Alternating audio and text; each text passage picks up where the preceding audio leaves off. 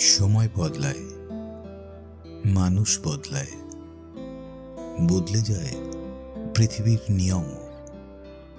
তবু কিছু মূল্যবোধ কখনোই পুরনো হয় না।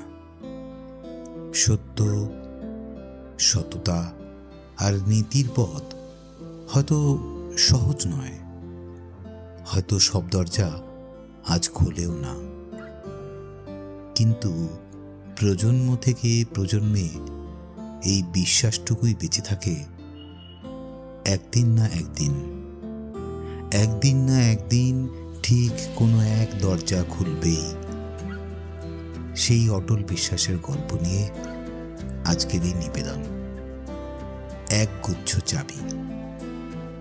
কলমে সলিল চৌধুরী। উত্তরাধিকার সূত্রে পেয়েছি শুধু এক গুচ্ছ চাবি। ছোট বড় মোটা পেটে নানা রকমের নানা ধরনের চাবি। মা বললেন, যত্ন করে তুলে রেখে দাও। তারপর যখন বয়স বাড়ল, জীবন ও জীবিকার সন্ধানে পথে নামতে হলো, পকেটে সম্বল শুধু সেই এক গুচ্ছ চাবি। ছোট বড় মোটা পেটে নানা রকমের নানা ধরনের চাবি।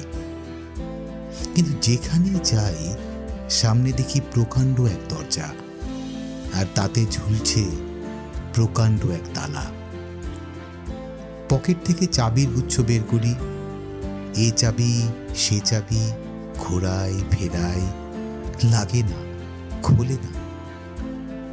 শ্রান্ত হয়ে ঘরে ফিরি। মা দেখেন আর হাসেন, বলেন, ওরে, তোর বাবার হাতেও ওই চাবি দিয়ে দরজাগুলো খোলেনি? শুনেছি নাকি তার বাবার হাতে খুলতো।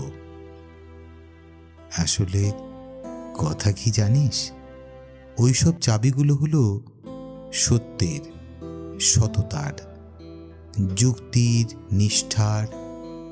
আজকাল ওসব চাবি দিয়ে কোনো দরজা খোলে না। তবু তুই ফেলে দিস না, যত্ন করে তুলে রেখে দিস। তুইও যখন চলে যাবি, তোর সন্তানদের হাতে দিয়ে যাস ওই সব চাবির গুচ্ছ। হয়তো তাদের হাতে আবার একদিন ওই সব চাবি দিয়ে ওই সব দরজাগুলো খুলে যাবে।